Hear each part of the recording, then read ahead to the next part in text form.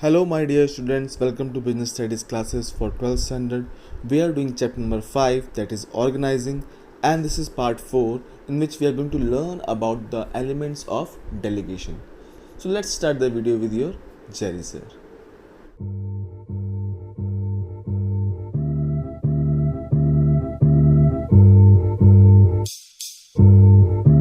So students, first we will talk about elements of delegation, or you can say process of delegation. What are the elements of the process of delegation? So delegation of authority we have already studied in previous video, in which I have already told you about the responsibility and authority and accountability. Now we'll learn as a elements. So the elements of delegation are responsibility, as you can see here, sharing of responsibility. Then second is what?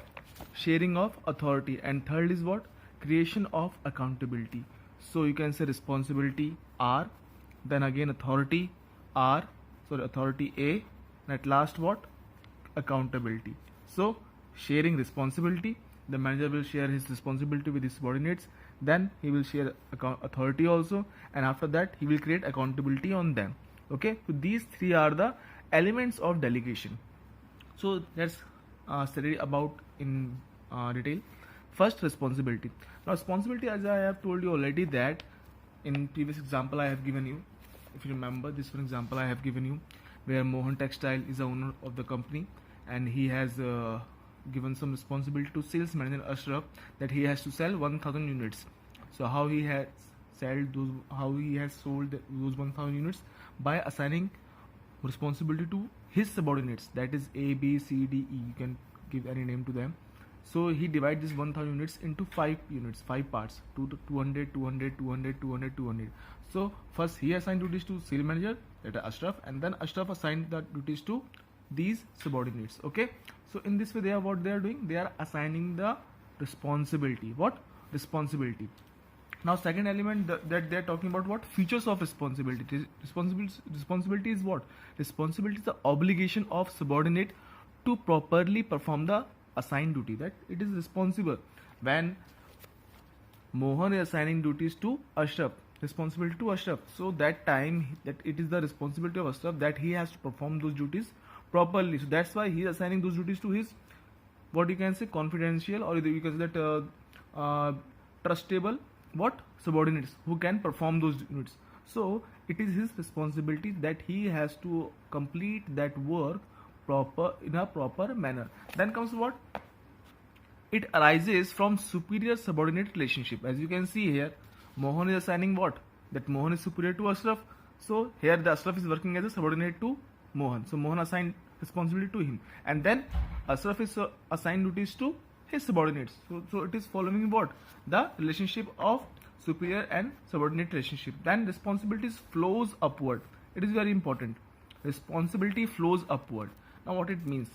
As you can see here, that subordinate is there. Okay, subordinate. Then upside what? Manager is there, sales manager. After that, at top, owner is there. So that they are saying responsibility flows upward because subordinate will always be responsible to his superior. Now when they have distributed these 200 units that Ashraf has assigned, that they have to, there's A, B, C, D, these all have to sell what? 200 units each within 1 month. So it is their responsibility of these subordinates that they have to sold these units properly. So they are responsible towards the manager. Then the manager, if they are failed to do so, so that manager is responsible to the owner. So manager is responsible to the owner. So responsibility flows upward, okay, from subordinate to manager and manager to owner. So that is the point third. Okay, now we'll talk about what? The second step of delegation of authority, that is authority. What is that? Authority. So authority means power.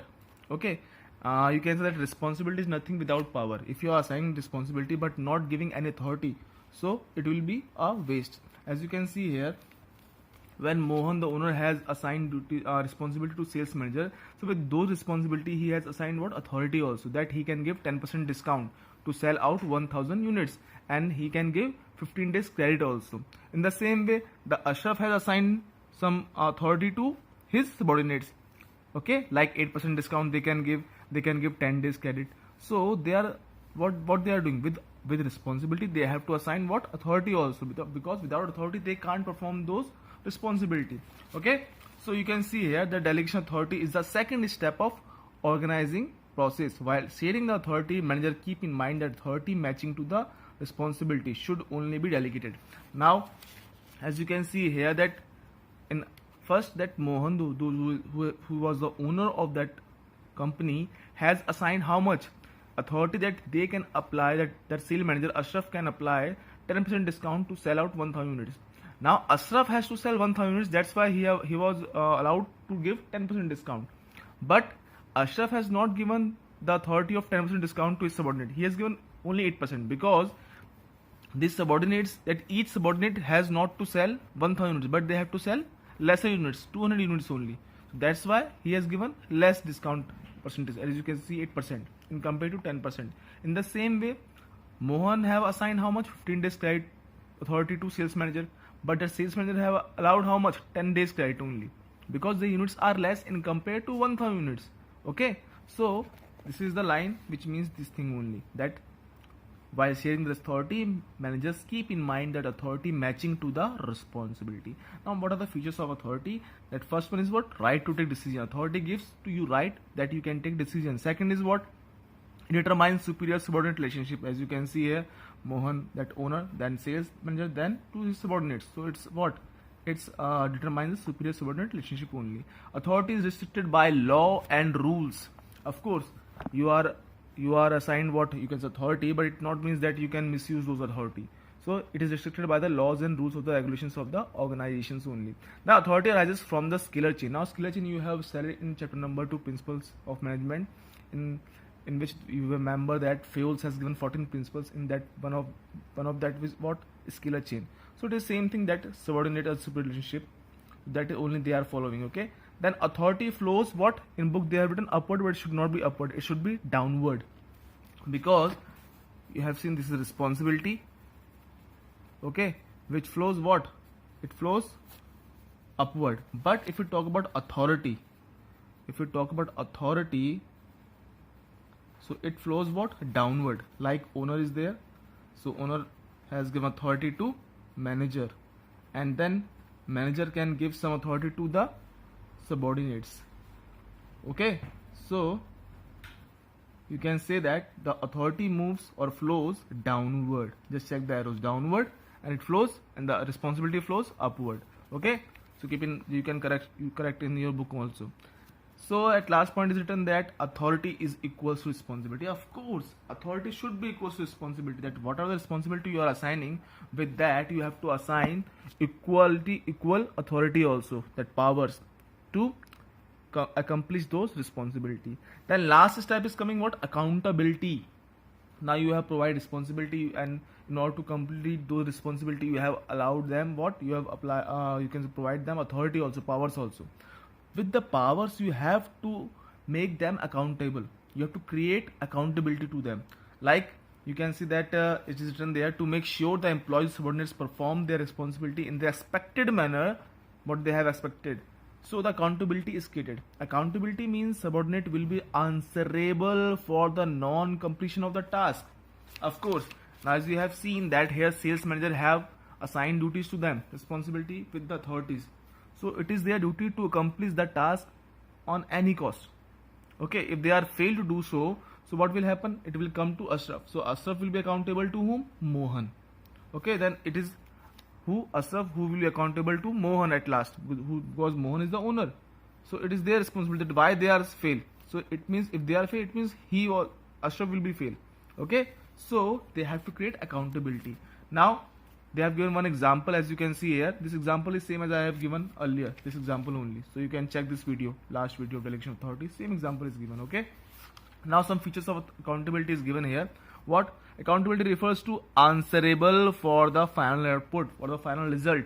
You are answerable, whatever the result you got. Either you have succeeded in order to complete the authority or the responsibility, so you are the one who get reward. And if you are failed to do so, so you are answerable for the failure.